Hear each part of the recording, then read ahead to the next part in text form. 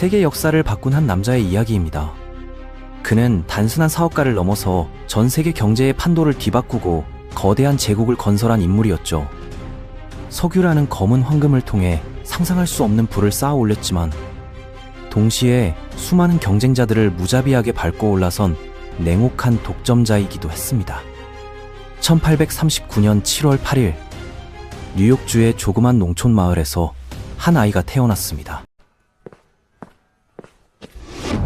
그 아이의 이름은 존 데이비슨 록펠러였죠. 아버지 윌리엄 록펠러는 마을에서 악마빌이라는 별명으로 불렸는데 그 이유는 그의 기이하고 때로는 의심스러운 행동들 때문이었습니다. 빌은 정말 다양한 일들을 했었어요. 어느 날은 순회 공연자로 나타나 복화술을 선보였고 다른 날에는 동물 조련사가 되어 심지어 곰과 씨름을 하기도 했죠. 하지만 빌의 가장 큰 문제는 그의 불안정함이었습니다. 그는 종종 며칠이나 몇 주씩 집을 비우곤 했어요. 이런 불안정한 가정 환경 속에서 존은 일찍부터 책임감을 배워야 했습니다. 어머니 일라이자는 독실한 침례교도였는데 남편이 자주 집을 비우는 동안 홀로 농장 일과 아이들을 돌봐야 했어요. 존은 겨우 10살이 되기 전부터 농장 일을 도우며 가족의 생계를 책임지기 시작했습니다. 그가 처음으로 시도한 사업은 정말 기발했어요. 숲속에서 야생 칠면조의 둥지를 찾아 알을 가져다가 직접 기르는 것이었습니다. 칠면조들이 다 자라면 일부는 팔아서 이익을 남기고 나머지는 계속 길러서 더 많은 알을 얻는 방식이었어요. 이런 작은 사업들을 통해 존은 매주 몇 달러씩 가정에 보탤 수 있었습니다. 존이 10살이 되던 해에 가족에게 큰 위기가 닥쳤습니다. 아버지 빌이 젊은 여성을 성폭행했다는 혐의를 받게 된 거예요. 비록 법정에서 유죄 판결을 받지는 않았지만 마을 사람들의 시선은 차가워졌고 록펠러 가족은 더 이상 그곳에 머물 수 없게 되었습니다. 1855년 록펠러 가족은 마침내 오하이오주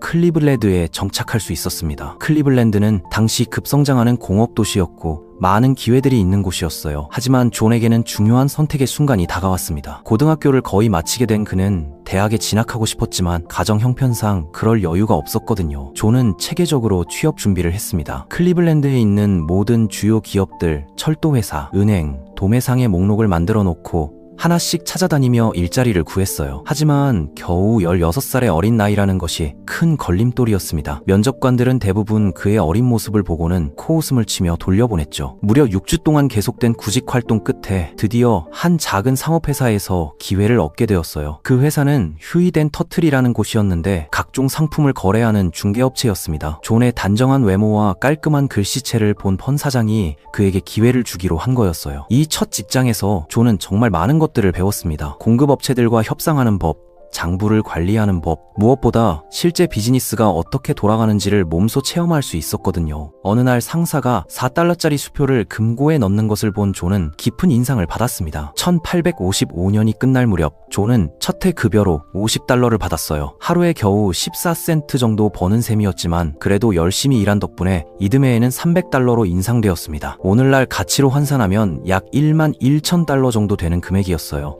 2년간 성실히 일한 후 회사에 위기가 닥쳤습니다. 경기 침체로 인해 사업이 크게 줄어들었고 창립자 중 한 명이 회사를 떠나게 되었거든요. 존은 그의 모든 업무를 떠맡게 되어 사실상 회사의 수석 회계사가 되었지만 경기가 더욱 악화되면서 회사 자체가 문을 닫을 위기에 처했습니다. 하지만 존은 이런 위기 상황을 오히려 기회로 받아들였어요. 2년간의 경험을 통해 충분한 자신감을 얻은 그는 이제 자신만의 사업을 시작할 때가 되었다고 판단했습니다. 마침 길 건너편에서 일하던 모리스 클라크라는 28세의 영국인이 있었는데 그는 화학 전문가였어요. 1859년 존 록펠러와 28살의 모리스 클라크는 클라크 록펠러 상회를 설립했습니다. 이들은 곡물, 생선, 콩, 고기 등 각종 농산물과 식품을 사고 파는 사업을 시작했어요. 처음에는 직접 길거리로 나가서 고객을 찾아다녀야 했지만 존의 성숙한 모습과 신뢰할 만한 인상 덕분에 사업은 순조롭게 성장했습니다. 1861년 미국 남북전쟁이 발발하면서 그들에게 예상치 못한 기회가 찾아왔습니다. 독실한 침례교도였던 존은 노예제도를 강력히 반대했고 북군이 승리하기를 바랐어요. 하지만 여전히 6명의 가족을 부양해야 했기 때문에 군에 입대하는 대신 300달러를 지불해서 대체 복무자를 보냈습니다. 전쟁은 북부 지역의 경제에 엄청난 활력을 불어넣었어요. 클리블랜드는 북군의 중요한 보급기지가 되었고 식료품 가격이 급상승했습니다. 덕분에 존의 농산물 사업은 1862년 한 해 동안 거의 4배로 성장했어요. 존과 클라크는 17만 7천 달러의 수익을 올렸는데 이는 오늘날 가치로 50만 달러 달러가 넘는 금액이었습니다. 하지만 존의 눈에는 더 큰 기회가 들어왔습니다. 바로 석유였어요. 당시 사람들은 밤에 불을 밝히기 위해 주로 고래 기름을 사용했는데 고래를 잡는 것은 매우 비싸고 어려운 일이었거든요. 1859년 펜실베이니아에서 누군가가 높은 목재 구조물을 이용해 땅속에서 직접 기름을 뽑아내는 방법을 발견했습니다. 존은 사무엘 앤드루스라는 젊은 화학자를 만나게 되었는데 그는 황산을 사용해서 원유를 정제하여 등유로 만드는 비밀스러운 기술을 알고 있었어요. 등유는 원유보다 훨씬 밝고 오래 타는 우수한 연료였지만 정제 기술은 극소수의 사람들만이 알고 있는 기밀이었습니다. 존과 클라크는 앤드류스에게 4,000달러를 투자해서 정유소를 건설했어요. 처음에는 농산물 사업의 부업 정도로 생각했지만 등유는 정말 미친 듯이 팔려나갔습니다. 단 1년 만에 정유소가 회사에서 가장 수익성 높은 사업이 되었어요. 존과 클라크는 과감한 결정을 내렸습니다. 하지만 석유 사업에는 큰 위험이 따랐습니다. 석유 공급이 매우 불안정했거든요. 이 시기만 해도 석유는 펜실베이니아의 한정된 지역에서만 나왔기 때문에 많은 사람들이 곧 고갈될 거라고 생각했어요. 어느 날 갑자기 대형 유전이 발견되면 수많은 사람들이 몰려들어 임시 마을을 만들고 마지막 한 방울까지 뽑아낸 다음 유전이 마르면 다시 사라져버렸습니다. 이 때문에 석유 시장은 극도로 불안정했어요. 공급 과잉일 때는 가격이 배럴당 10센트까진 떨어지기도 했지만 공급 부족일 때는 14달러까지 치솟기도 했습니다. 이런 불확실성 때문에 클라크는 결국 견디지 못하고 1865년에 자신의 지분을 존에게 팔기로 했어요. 존은 72,500달러, 즉 오늘날 가치로 135만 달러를 주고 클라크의 지분을 사들였습니다. 클라크는 안전하게 현금화한 반면 존은 위험해 보이는 석유 사업에 모든 것을 걸었던 거죠. 하지만 거래가 성사되던 바로 그때 펜실베이니아에서 거대한 새로운 유전이 발견되었습니다. 이제 시장은 여전히 경쟁이 치열했지만 존이 원하는 만큼 부자가 되려면 경쟁자들을 체계적으로 제압해야 했습니다. 존은 회사를 매입하기 1년 전에 독실한 친내교도 여성과 결혼했고 이제 꽤 많은 돈을 벌고 있었어요. 클리블랜드에 단정한 집을 사서 가정을 꾸리기 시작했습니다. 파트너가 떠난 후 존은 회사 이름을 스탠더드 오일로 바꾸고 두 번째 정유소를 건설했습니다. 그리고 유럽으로 등유 수출도 시작했어요. 존은 석유 산업이 자신을 엄청나게 부유하게 만들어줄 것이라고 확신했지만 곧 도움이 필요하다는 것을 깨달았습니다. 그래서 헨리 플래글러라는 남자를 새로운 파트너로 영입했어요. 두 사람은 놀랍도록 비슷했습니다. 자체보다는 제국을 건설하는 데 관심이 있었고 좀 헌신적이며 매우 성격이었죠. 한 가지 차점이 있다면 헨리가 사업을 할 때 훨씬 무자비했다는 것이에요. 석유 정제 산업의 경쟁은 다른 사람들도 정제 과정이 얼마나 간단한지 알게 된 후 급격히 치열해졌어요. 록펠러의 제품이 더 이상 독특하지 않게 된 거죠. 새로운 등유 브랜드들이 시장 전체에 쏟아져 나오자 존과 헨리는 교묘한 계략을 꾸몄습니다. 스탠더드 오일의 수익을 늘릴 뿐만 아니라 경쟁자들에게 피해를 주는 전략적 제휴를 맺기로 한 거였어요. 가장 대표적인 예가 존이 철도 회사들과 비밀리에 공모하여 다른 경쟁자들보다 위한 운송료를 확보한 것이었습니다. 석유는 대부분 뉴욕 센트럴, LA, 펜실베이니아 철도라는 세 개의 거대한 철도 회사가 지배하는 광범위한 기차 네트워크를 통해 운송되었거든요. 뉴욕 센트럴과 LA 철도는 클리블랜드 정유소들로 석유를 운송하는 것이 유리했지만 펜실베이니아 철도는 뉴욕이나 필라델피아로 직접 운송하는 것이 더 수익성이 높았어요. 그래서 펜실베이니아 철도는 클리블랜드가 정유 중심지로서 사라질 것이라고 선언하고 도시에서 완전히 철수했습니다. 이 소식이 전해지자 클리블랜드의 많은 정유소들도 도시를 떠나기 시작했어요. 이는 클리블랜드에 상당한 투자를 해온 뉴욕 센트럴과 LA 철도에게는 재앙이었습니다. 이제 고객들을 잃고 있었거든요. 공황에 빠진 군중에 합류해서 클리블랜드를 떠나는 대신 존은 LA와 뉴욕 센트럴 철도가 사업을 절실히 필요로 한다는 것을 파악했어요. 그들의 절박함을 이용하기로 결심한 존은 자신의 네트워크를 통해 지속적인 석유 운송을 보장하는 대가로 특별한 거래를 협상했습니다. 존은 LA 철도와 거래를 성사시켜 스탠더드 오일이 공식 운송료에서 75% 할인을 받고 그 대가로 매일 정제된 석유 60차량 분량을 주문하기로 했어요. 또한 뉴욕 센트럴 철도와도 거래를 협상해서 공식 가격이 1월당 2달러 40센트대 1달러 65센트만 지불하기로 했습니다. 존은 두 철도 모두에서 매우 유리한 가격을 확보했고 철도들이 이런 낮은 가격을 받아들이기를 꺼렸음에도 불구하고 안정적이고 일관된 화물은 그들이 거부할 수 없는 조건이었어요. 이 거래 덕분에 클리블랜드는 미국에서 가장 큰 정제 중심지가 되었고 펜실베이니아 철도가 도시를 버렸기 때문에 나중에 사업을 되살리려고 할 때 엄청난 불이익을 당하게 되었어요. 물론 존이 철도와 협상한 이런 할인은 철도 리베이트라고 불렸는데 스탠더드 오일의 경쟁 업체들에게는 비밀로 유지되었습니다. 존은 자신의 비용이 이제 경쟁 업체들보다 낮다는 사실을 알고 있었기 때문에 가격 전쟁을 시작할 수 있었어요. 존은 경쟁 업체들이 시장에서 경쟁력을 유지하기 위해 똑같이 해야 하도록 석유 가격을 낮췄습니다. 하지만 존은 경쟁 업체들이 석유 운송에 자신보다 더 많은 비용을 지불하고 있다는 것을 알고 있었기 때문에 석유에 대해 같은 가격을 매기더라도 존은 여전히 더 많은 이익을 얻고 있었어요. 경쟁 업체들이 살아남을 수 없다는 것을 알고 있던 존은 가격을 계속 낮췄고 결국 가격이 너무 낮아져서 일부 경쟁 업체들이 파산하게 되었습니다. 스탠더드 오일은 경쟁 업체가 훨씬 줄어들었기 때문에 존은 가격을 다시 올려서 원래보다도 더 높은 가격을 매길 수 있게 되었어요. 잔인했지만 매우 효과적인 전략이었습니다. 이제 존은 이런 철도 할인이 도덕적으로 의심스럽다는 것을 알고 있었어요. 대기업에게 중소기업보다 엄청난 우대를 해주는 것이었으니까요. 하지만 이런 독점적 관행을 방지하기 위한 반독점법이 통과되기까지는 아직 10년 이상이 걸렸습니다. 따라서 법적으로 존은 아무런 잘못을 하지 않았고 그동안 경쟁업체를 무너뜨리기 위한 이 공격적인 전략이 성과를 거뒀어요. 스탠더드 오일은 엄청난 이익을 챙겼습니다. 하지만 한 가지 큰 문제가 있었어요. 대규모 석유 과잉으로 인해 석유 가격이 최저 수준으로 떨어진 거였습니다. 배럴당 $2 40센트였던 가격이 펜실베이니아에서 더 많은 유전들이 발견되면서 계속 떨어질 것 같았거든요. 나머지 경쟁업체들은 사실상 간신히 버티고 있는 상황이었어요. 존은 정유회사의 약 90%가 실제로 돈을 잃고 있다고 추정했습니다. 하지만 존은 자신의 개인적인 성공이 전체 석유 산업의 완전한 붕괴로 인해 가려질 수 있다는 두려움을 갖기 시작했어요. 존은 시스템 전체의 문제에 직면했다면 시스템 전체의 해결책을 찾아야 한다고 확신했습니다. 1872년까지 존과 헨리는 무자비하게 스탠더드 오일을 확장했지만 유가는 25% 더 떨어졌습니다. 곧 조치를 취하지 않으면 전체 산업이 붕괴할 수 있다는 것을 알고 있었기 때문에 존은 펜실베이니아 철도의 사장인 톰 스콧과 협력하기로 결정했어요. 존과 스콧은 존이 다른 두 주요 철도와 맺은 거래 이후 라이벌이었지만 이제 스콧은 훨씬 더 야심차고 무자비한 유사한 비밀 거래를 하려고 손을 내밀었습니다. 스콧은 가장 큰 철도들과 물론 록펠러를 포함한 가장 큰 정유 회사들의 엄선된 그룹 간의 비밀 동맹을 제안했어요.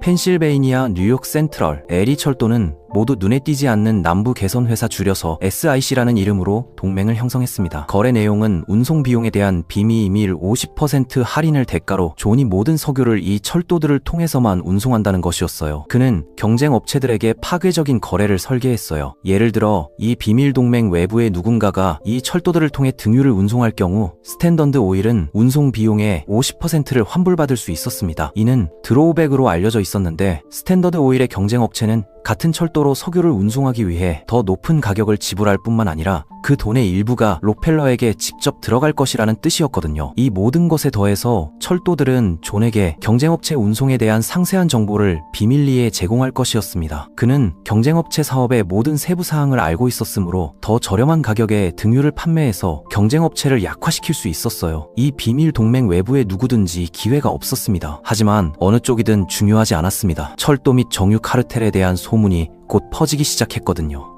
사람들이 신문에서 미국에서 가장 중요한 세계 철도의 요금이 하룻밤 사이에 2배가 되었다는 것을 읽었을 때 비난해야 할지 정확히 알았습니다.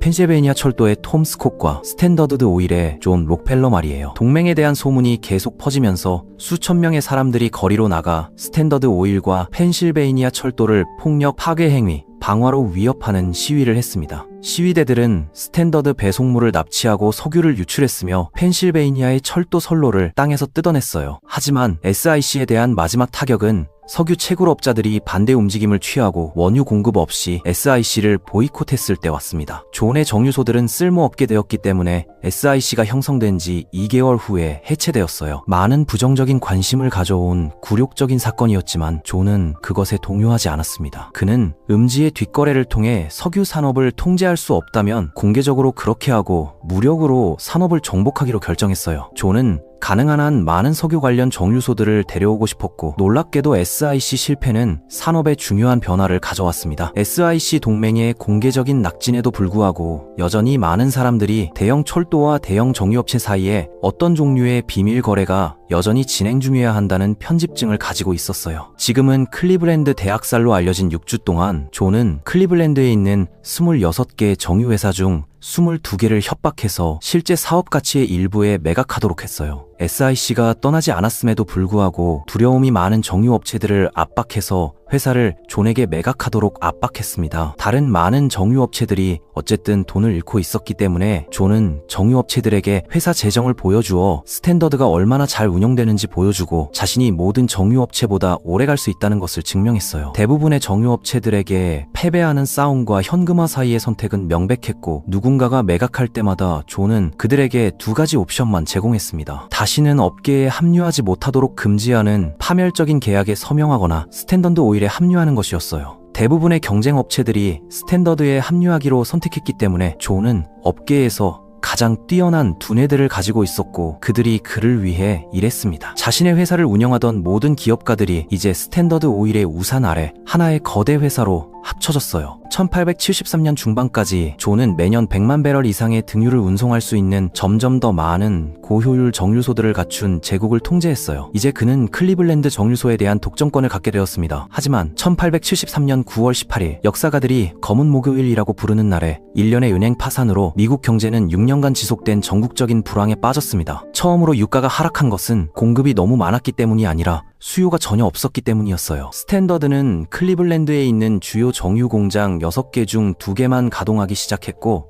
검은 목요일 1년 후에는 단일 원유 배럴이 같은 양의 물 가격보다 48센트나 싸게 거래되었습니다. 하지만 스탠더드 오일의 신중한 재정관리, 은행과의 우수한 신용, 현대화된 정유소 덕분에 존은 여전히 이익을 낼 수 있는 미국에서 몇 안 되는 정유업체 중 한 명이었습니다. 그리고 항상 그랬듯이 존은 모든 위기를 기회로 여겼어요. 그는 물속에서 피냄새를 맡았습니다. 존은 이미 이 시점에서 클리블랜드를 지배하고 있었고 이곳은 미국에서 주요 정유 중심지 중 하나였지만 그는 암울한 경제 상황이 전국적인 문제라는 것을 알고 있었어요. 다른 정유 중심지인 피츠버그, 필라델피아, 뉴욕의 정유 업체들은 모두 심하게 어려움을 겪고 있었기 때문에 존은 가능한 한 많은 석유를 인수할 적절한 시기라고 판단해서 전국적인 매수 캠페인을 시작했습니다. 누군가가 매각을 꺼릴 때마다 존은 간접적인 방법으로 압력을 가해 복종시켰어요. 예를 들어 그는 경쟁업체가 석유를 만들거나 포장할 수 없도록 모든 정제 기계와 배럴을 사들였습니다. 그리고 그들이 어떻게든 석유를 생산할 수 있게 되면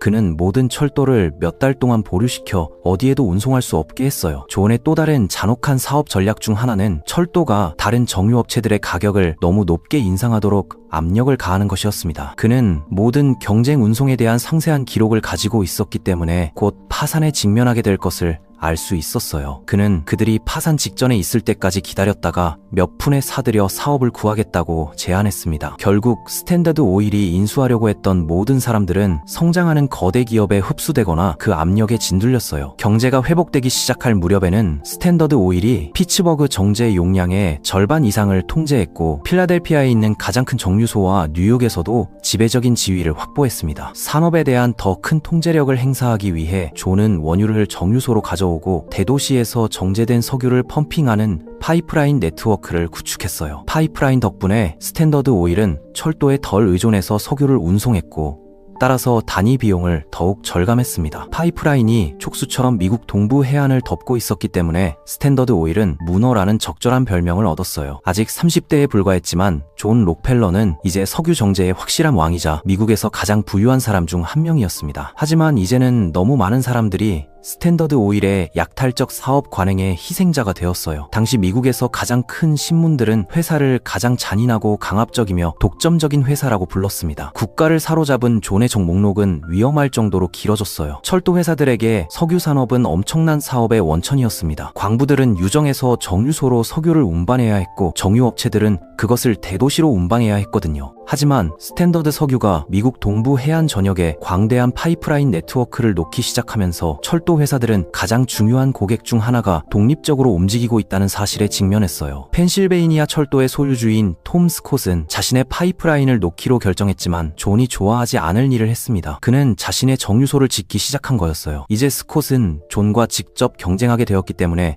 존은 이를 전쟁 선언으로 해석했습니다. 그는 미국에서 가장 강력한 회사에 대한 전면 공격을 시작하기로 결정했어요. 먼저 존은 펜실베이니아 철도와의 모든 사업을 취소하고 대신 모든 석유를 다른 철도로 전환했습니다. 그런 다음 존은 스탠더드 오일 등유 가격을 낮췄어요. 즉 경쟁업체들도 똑같이 해야 했고, 이로 인해 이익 마진이 줄어들었으며 펜실베이니아 철도의 운송 주문이 감소했습니다. 마지막으로 존은 뉴욕 센트럴 철도와 LA 철도를 설득해서 모든 사람이 운송료를 대폭 낮추도록 했어요. 펜실베이니아 철도는 더 많은 사업을 잃게 되었습니다. 이 전략은 분명히 효과가 있었어요. 이 모든 것과 경쟁하기 위해 펜실베이니아 철도는 말 그대로 정유업체들에게 비용을 지불해서 그들을 위해 석유를 운송해야 했습니다. 스콧은 또한 수백 명의 직원을 해고하고 남은 직원들의 급여를 20% 삭감해야 했어요. 하지만 존의 공격은 펜실베이니아 철도에만 영향을 미치지 않았습니다. 또 다른 대형 철도 회사인 BO도 비슷한 해고와 임금 삭감을 해야 했고, 따라서 존의 펜실베이니아 철도에 대한 공격은 의도치 않게 미국 역사상 가장 폭력적인 노동 파업 중 하나를 일으켰어요. 수십 명이 소란 속에서 사망했고, 피츠버그에서만 펜실베이니아 철도는 시위대에 의해 불태워진 후 500대의 화물차, 120대의 기관차, 27개의 건물을 잃었습니다. 존조차도 얼마 지나지 않아 펼쳐지고 있는 혼란에 대해 우려하기 시작했어요. 한때 무적이라고 여겨졌던 거대 기업이 스탠더드 오일과의 전투에서 패배했고, 톰 스콧은 항복할 준비가 되었습니다. 스콧이 절박한 입장에 있었고, 사업을 전쟁으로 보는 존의 사업 파트너 헨리는 이를 그를 완전히 무너뜨릴 기회로 보았지만, 존은 더 나은 아이디어를 가지고 대신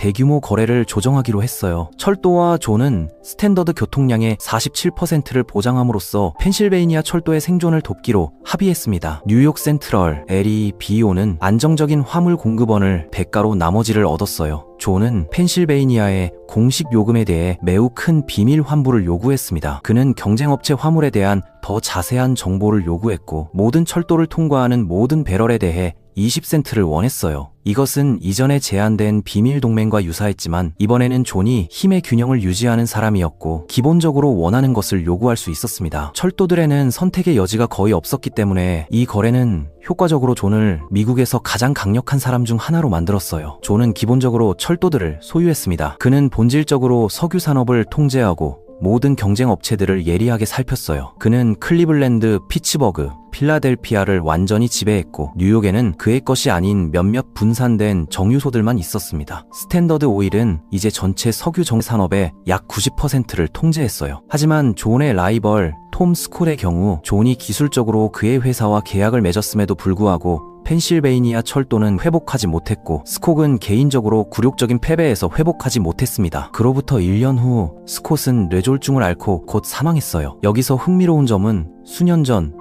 톰 스콧이 젊은 앤드루 카네기의 멘토였다는 것입니다. 그는 철강 산업에서 존이 석유 산업에서 했던 것과 같은 일을 했어요. 카네기는 사랑하는 멘토의 죽음을 존 때문이라고 비난했고, 따라서 카네기와 록펠러 사이에 경쟁이 시작되었습니다. 이 모든 것의 한가운데서 존은 상당히 악명 높은 대중인물이 되고 있었습니다. 펜실베이니아 철도와의 싸움, 카네기와의 경쟁, 그의 엄청난 부와 권력은 모두 존을 오하이오 클리블랜드의 신비한 석유 사업가에서 현재 미국 신문에서 가장 논란이 많은 인물 중 한 명으로 만들었어요. 하지만 그의 모든 부와 명성, 권력에도 불구하고 존은 뉴욕으로 이사했을 때 많은 동료들이 했던 사치스러운 생활 방식에 빠지지 않았습니다. 존은 부유한 은행가나 유명인과 어울리는 대신 자유시간을 아이들과 놀며 보냈고, 값비싼 옷이나 사치품을 거의 사지 않았으며 뉴욕의 새 사무실에서 조용히 거대한 조직을 관리했어요. 1885년에 오하이오 북부에서 엄청난 양의 원유 매장량이 발견되었어요. 이 두 가지 사건으로 인해 많은 스탠더드 오일 임원들이 석유 가격이 배럴당 10센트였던 시절로 산업을 되돌릴 수 있는 엄청난 석유 과잉을 두려워하며 공황 상태에 빠졌습니다. 하지만 회사가 공황 상태에 빠져 있는 동안 존은 침착했어요. 그는 언제나 그랬듯이 혼란스러운 상황을 기회로 바꾸는데 능숙했고, 이는 그가 기다리던 위기였습니다. 지금까지 스탠더드 오일은 정유에만 집중해왔어요. 존은 자신과 같은 일을 하는 다른 정유 회사들을 인수하는 수평적 통합을 추구했지만, 존은 오하이오에서 석유가 발견되면 석유 산업이 변화할 것이라는 것을 알고 있었습니다. 존은 사업의 모든 단계에 집중해서 스탠더드를 자체 공급업체, 운송업체, 생산업체, 소매업체로 전환했어요. 스탠더드 오일의 기존 사업은 필요한 강력한 산업 인프라 기반을 갖추고 있어서 존이 오하이오의 새로운 유전에서 수익을 낼 방법을 알아내는 동안 계속 수익을 낼 수 있도록 했습니다. 시작했습니다. 그는 해당 지역의 토지를 매입해서 석유를 굴착하기 위해 수백 개의 유정을 건설하고 석유를 운송하기 위한 새로운 파이프라인을 깔기 시작했어요. 하지만 오하이오의 석유에 한 가지 눈에 띄는 문제가 있다는 것이 금세 분명해졌습니다. 그것은 정제되었고 사람들은 그것을 스컹크 오일이라고 불렀는데 아무도 사고 싶어 하지 않아서 배럴당 15센트라는 낮은 가격에 거래되었거든요. 거의 모든 사람들이 스컹크 오일을 판매하는 것을 즉시 포기했지만 대신 존은 화학자팀을 고용해서 스컹크 오일을 연구했어요. 1년 안에 오일에서 황을 제거하는 방법을 찾았는데 이 황이 끔찍한 냄새를 유발했던 것이었습니다. 스탠더드는 이제 이 새로운 저렴한 형태의 오일을 판매하는 유일한 회사가 되었고 이는 존에게 엄청난 우위를 제공했어요. 몇 년 후 오클라호마, 텍사스, 캔자스, 캘리포니아에서 엄청난 양의 오일이 발견되기 시작했습니다. 이제 미국이 석유의 바다에 앉아있다는 것이 분명해졌고 이를 최대한 활용할 수 있는 최고의 회사는 스탠더드 오일이었어요. 또한 이 무렵 자동차가 말과 마차를 대체하기 시작했고 다행히 존에게는 원유 정제 과정에서 주요 폐기물인 가솔린이 생성되었습니다. 부유한 소비자들에게 자동차가 소개되면서 스탠더드는 일반적으로 버리는 재료를 즉각적인 추가 수익원으로 변환할 이유를 찾았어요. 이것은 미국이 1893년에 또 다른 경제 대공황에 빠지고 600개 은행이 문을 닫아야 했을 때 특히 유용했습니다. 존은 최악의 경제 상황 속에서도 존의 재산이 그 어느 때보다 커지면서 다시 한번 번영했어요. 존은 스탠더드 오일에서 일상 업무에서 뒤로 물러나 다른 곳에 투자하는 것에 대해 더 생각하기 시작했습니다. 존처럼 사업에 유능한 사람이라면 아마도 괜찮은 투자자일 것이라고 기대했을 텐데요. 하지만 당시 존의 개인 투자를 살펴보면 대부분이 엄청난 적자였어요. 존은 지금까지 축적한 대대로 이어져 온 부를 유지하려면 투자를 정리해야 한다는 것을 알고 있었기 때문에 프레더릭 게이츠라는 침례교 목사를 고용해서 도움을 받았습니다. 하지만 몇 년 후 존에게 그가 만난 가장 위대한 사업가가 누구였는지 물었을 때 그는 프레더릭을 지목했고 프레더릭이 일련의 전략적 투자를 통해 존의 재산을 훨씬 더 크게 만드는 데 도움이 되었다는 것은 의심의 여지가 없습니다. 이 시점에서 존은 나중에 유용할 철도 회사를 인수하는 것과 같은 다른 산업에 막대한 투자를 시작했습니다. 하지만 이런 투자 중 가장 중요한 것은 미네소타의 메사비 산맥으로 알려진 긴 땅이었어요. 이 지역에는 최고 품질의 철광석이 120마일 길이로 발견되었으며 잠재적으로 북미에서 가장 큰 규모였습니다. 현재 철은 다른 중요한 재료인 강철을 생산하는 데 필요한 주요 성분이죠. 따라서 강철 왕 앤드루 카네기가 이 소식을 들었을 때 존이 강철 사업에서 자신과 경쟁할 계획이라고 두려워했고 사실 존은 지금까지 오랫동안 이것을 계획해왔습니다. 록펠러와 카네기의 경쟁은 실제로 누가 더 부유한지에 대한 것이었지만 이제 그들은 카네기의 영역에서 공개적인 전투를 벌이고 있었어요. 존은 더 이상 석유 산업을 지배하는 것에 만족하지 않고 이제 강철 산업을 노리고 있었습니다. 존은 프레더릭과 주니어에게 메사비 산맥에서 광산 작업을 시작하라고 말했고 그들은 광산 작업을 구축하면서 경쟁 업체들에게 더 높음질을 팔거나 흙값에 팔아서 카네기를 압박했어요. 카네기는 강철 산업에서 수십 년의 선두를 달리고 있어서 존에 비해 상당한 영향력을 행사할 수 있었지만 두 가지 큰 문제가 있었어요. 첫째, 존은 카네기보다 더 풍부하고 더 높은 품질의 철 공급원을 가지고 있었고 둘째, 카네기는 철이 항상 저렴하고 찾기 쉽다고 가정하는 실수를 저질렀기 때문에 지난 몇 년 동안 철광석 광산에 투자하지 않았습니다. 카네기는 존 프레더릭 주니어에게 접근했고 협상이 끝날 무렵 양측이 합의에 도달했을 때 카네기는 매년 존의 광산에서 최소 60만 톤의 광석을 사기로 동의했습니다. 이를 모두 존의 철도를 통해서만 운송하기로 했고 존이 소유한 광산에서 추가로 60만 톤을 운송하기로 했어요. 그 대가로 카네기는 존의 철도에 엄청난 사업을 공급한 대가로 존에게서 비밀 할인을 받았습니다. 이는 존이 석유 운송을 위해 철도 회사와 맺었던 상호 이익이 되는 비밀 협정과 정확히 같은 종류였어요. 다만 이제 카네기에게 비밀 할인을 주는 사람은 존이었습니다. 거래를 성사시키기 위해 카네기는 메사비 산맥 주변의 땅을 절대 사지 않기로 동의했고 존은 제철소를 절대 짓지 않기로 동의했어요. 이 파트너십은 두 사람 모두에게 윈윈이었고 따라서 서로 엄청난 이익을 얻을 수 있다면 서로의 차이점을 간과할 의향이 있는 것 같았습니다. 존의 철광석 광산과 카네기 제철소에 투자해서 부자가 되기를 바랐던 투자자들은 이제 함께 일하고 있으므로 둘 다 막을 수 없어 보였습니다. 하지만 경쟁보다는 두 회사에 별도로 투자하는 것보다 조금 더 상상력이 풍부한 한 남자가 있었는데 그 사람이 JP 모건이었어요. JP 모건은 존의 투자와 카네기의 사업을 하나의 이름으로 통합할 수 있다면 수익성이 더 높고 카네기 스틸보다 더 큰 철강 독점 기업을 만들 수 있다는 것을 깨달았습니다. 스탠더드 오일보다 더 큰 JP 모건은 이를 US 스틸이라고 불렀고 모든 것이 잘 되면 역사상 가장 가치 있는 회사가 될 수 있었어요. 그래서 JP 모건은 존에게 접근해서 메사비 철광산을 얼마에 팔겠느냐고 물었지만 놀랍게도 존은 모건이 27세 아들 존 주니어와 상의해야 한다고 말했습니다. JP 모건은 신참을 상대하게 될 것이라고 생각했고 이 27세 청년이 실제로 얼마나 알 수 있겠느냐고 여겼어요. 하지만 JP 모건이 주니어를 만나 가격이 얼마냐고 퉁명스럽게 물었을 때 주니어는 월스트리트에서 가장 부유한 은행가에게 겁을 먹지 않고 침착하게 대답했습니다. 모건 씨, 뭔가 실수가 있었을 겁니다. 저는 여기에 팔려고 온 것이 아닙니다. 당신이 사고 싶어 한다는 것을 알았습니다. 주니어는 JP 모건이 메사비 지역의 가격을 정해야 한다고 주장했어요.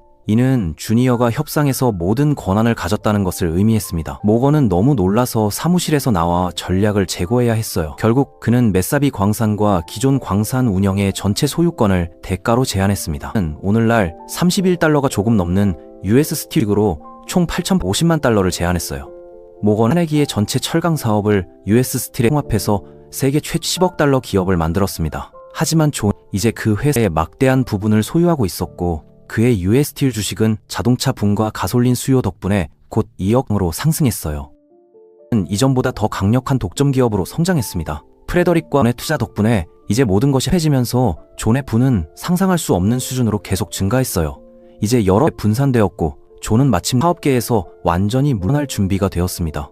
대중이 그는 이제 은퇴했지만 존은 여전히 스탠더드 오일 주식의 약 30%를 소유하고 있었고 자동차 산업의 엄청난 성장으로 인해 그는 실제로 은퇴 후 돈이 일하는 것보다 더 부자가 되었어요. 하지만 그들의 잔혹한 사업 관행으로 인해 스탠더드는 이제 미국 대통령 시어도어 루즈벨트가 권력을 잡기 위해 싸울 완벽한 목표로 볼 정도로 부정적인 대중적 이미지를 갖게 되었습니다. 루즈벨트는 철도 할인을 처벌하는 법을 통과시켰지만 대중을 흥분시키기에 충분하지 않았고 그의 첫 번째 대통령 임기의 끝이 다가오고 있었기 때문에 루즈벨트는 존과 스탠더드 오일에 대한 여론이 단순한 싫어함에서 열렬한 증오로 빠르게 바뀌고 있음을 감지했어요. 그것은 주로 아이다 타벨이라는 기자 덕분이었습니다. 타벨의 아버지는 오래전에 존의 무자비한 사업 전략으로 파산한 정유회사 중 한 명이었거든요. 그녀의 아버지의 사업 파트너는 심지어 존에 의해 재산이 파괴된 후 자살했고 타벨은 매달 회사와 그녀의 아버지를 파산시키고 그녀의 어린 시절을 비참하게 만든 남자에 대한 심층적인 이야기를 담은 기사를 발행하고 있었어요. 타벨은 존의 비밀벽을 뚫는 데 성공했고 한때 신비로웠던 스탠더드 오일의 어두운 역사가 이제 존이 주인공이 되면서 완전히 드러났어요. 그의 뒷방 거래, 협박 전술, 뇌물을 받은 정치인들 모든 것이 완전히 밝혀졌고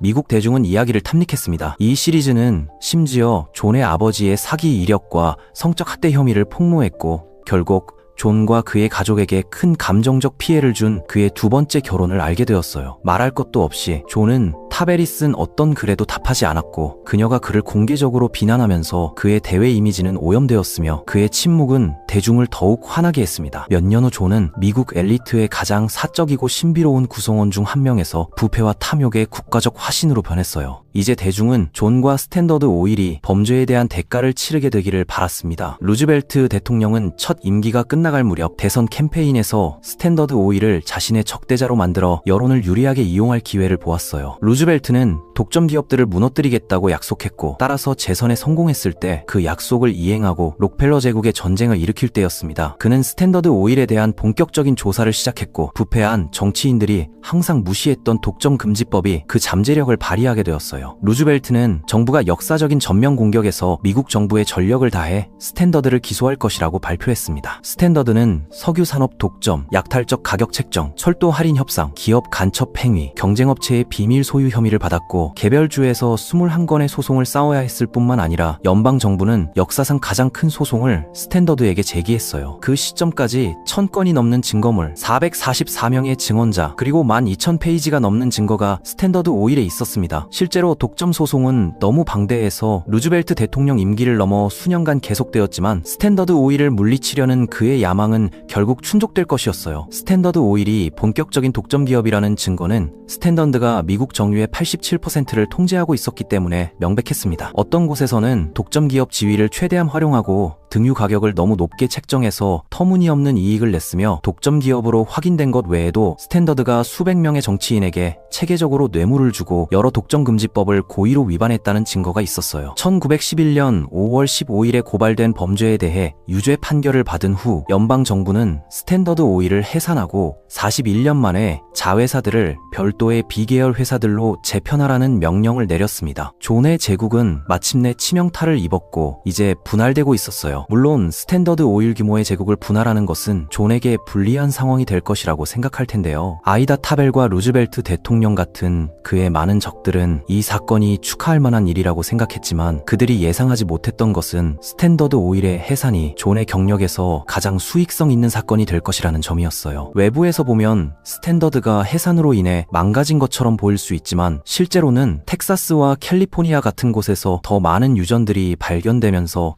업계 전체에 중요한 변화가 일어나고 있었기 때문에 회사가 분할되기에 매우 편리한 시기였습니다. 독립 정유업체들이 스탠더드가 흡수할 수 있는 것보다 더 빠르게 새로운 시장에서 발판을 마련하기 시작했어요. 중동과 러시아도 이제 가치 있는 국제 경쟁자로 보였고 판결이 내려지기 전 해에는 가솔린 판매량이 등유 판매량을 넘어섰기 때문에 업계의 전체 초점이 바뀌고 있었습니다. 존은 스탠더드 오일이 34개의 다른 회사로 분할되었을 때 여전히 회사의 약 4분의 1을 소유하고 있었기 때문에 그는 모든 회사의 주식을 얻었고 회사가 공개 거래에 개방된 후 투자자들은 그의 주식 가치를 거의 3배로 올렸어요.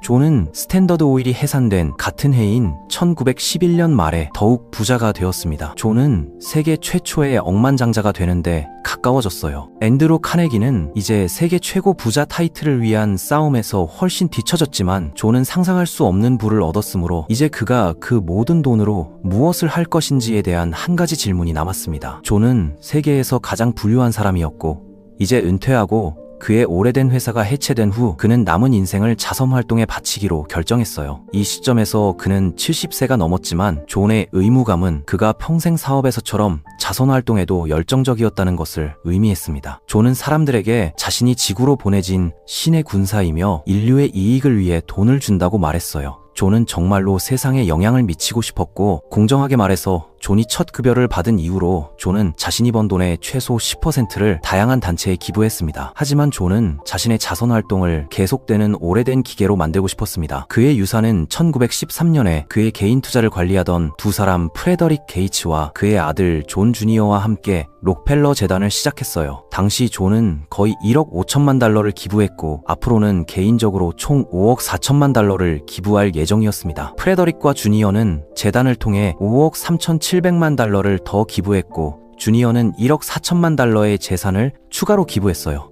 록펠러 재단은 총 수십억 달러를 기부했으며 오늘날에도 계속 기부하고 있습니다. 총액을 계산하고 인플레이션을 조정하는 것은 복잡하지만 그 금액이 수십억 달러에 달한다고 말하는 것이 안전해요. 존은 역사상 가장 관대한 자선가 중 한 명입니다. 록펠러 재단은 창립 당시 의학과 교육이라는 두 가지 주요 문제에 집중했으며 의심할 여지 없이 의학 분야에서 사회에 의미 있는 기여를 했습니다. 존이 연구소와 의학 연구시설에 기부한 것은 수십만 명의 생명을 구한 과학 혁신의 새로운 시대를 촉진하는 데 도움이 되었어요. 존의 유산에는 분명히 두 가지 측면이 있어요. 그의 전기 작가가 쓴 것처럼 그를 매우 문제적으로 만드는 것은 그의 좋은 면이 나쁜 면만큼 좋았다는 것입니다. 마치 완전히 다른 두 명의 존 록펠러가 있는 것 같아요. 그에게는 부인할 수 없이 자선적이고 아름다운 면이 있지만 부패하고 용서하지 않고 잔인한 면도 있습니다. 두 가지 측면 모두 사실이지만 존 록펠러에 대해 어떻게 생각하든 사실은 그가 역사상 가장 매혹적인 사업가 중 한 명이라는 것이죠. 구독과 좋아요는 큰 힘이 됩니다. 시청해주셔서 감사합니다.